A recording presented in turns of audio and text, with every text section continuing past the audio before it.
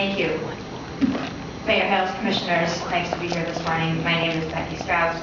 I'm here on behalf of the ACLU of Oregon, and we're here in support of the approval of this collaborative agreement between DOJ, the city, and AMA. As the city engaged in negotiations over the last year or so to draft the settlement agreement, you all know that we and our coalition partners were involved at every stage to the greatest extent that we could be.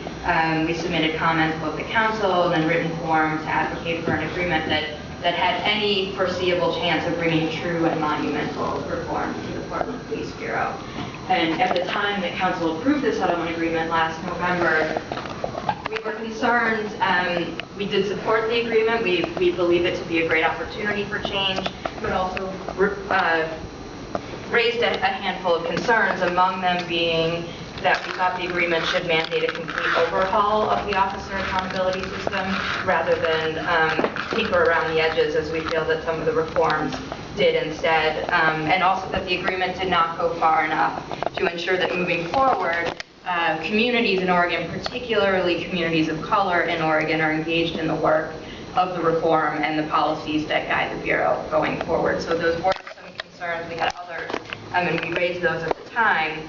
I think that this AMA agreement right now takes some steps to address some of those concerns and push us further, take some positive steps toward addressing what we believe to be some of those initial shortcomings in the settlement agreement. Granted, they don't solve all of those problems, but they do take some important steps toward addressing them. The formalized collaboration, particularly mandated by the agreement, helps bring more transparency to the work of the Bureau and also involve Portland community members, again, particularly community of color, who we see are disparately impacted by a lot of the work of the Bureau.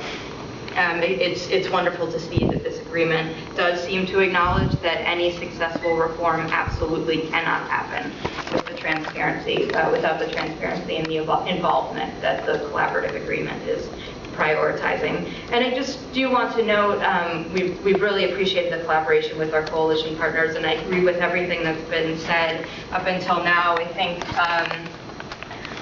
with one exception, I think that as we move forward, we do have to strike a fine balance between waiting for the court to carry through its process of approving the settlement agreement, which we're now seeing is delayed even more, and moving forward already with some of the things that we can do without the formal approval from the court. And so we're seeing from the Police Bureau, I believe, reports that they are moving forward. They certainly moved forward with revising the use of force policies, and I believe that's part of new training. The chief can correct me if that's not correct.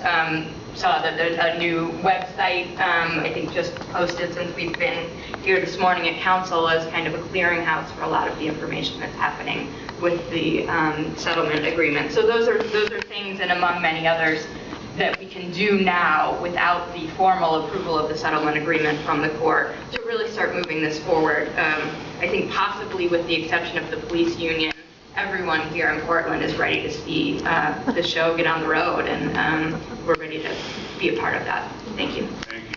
Council members. Here, I have a question because I want to reconcile something. The ACLU just testified that they would like us to move forward with terms of the settlement agreement, even though there's still an underlying controversy.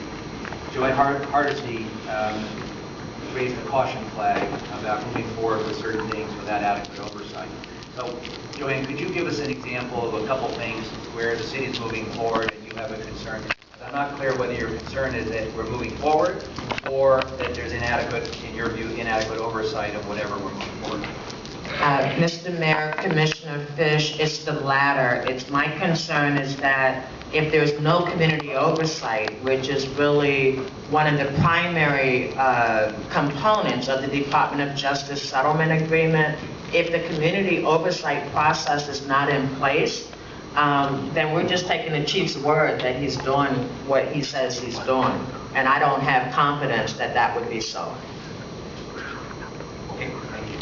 So could I take the opportunity to ask all four of you, would you be comfortable with the enhanced community participation process that we're going to put in place, including the AMA? Is it your feeling that moving ahead with starting the process, the hiring the community oversight officer is a good thing to do while we're waiting for the settlement agreement to be done? Mr. Mayor, Commissioner Fritz, I think we have to have the community oversight piece in place. I was not recommending that we wait until the federal courts act before we could actually start the process of making the changes we know we need to make.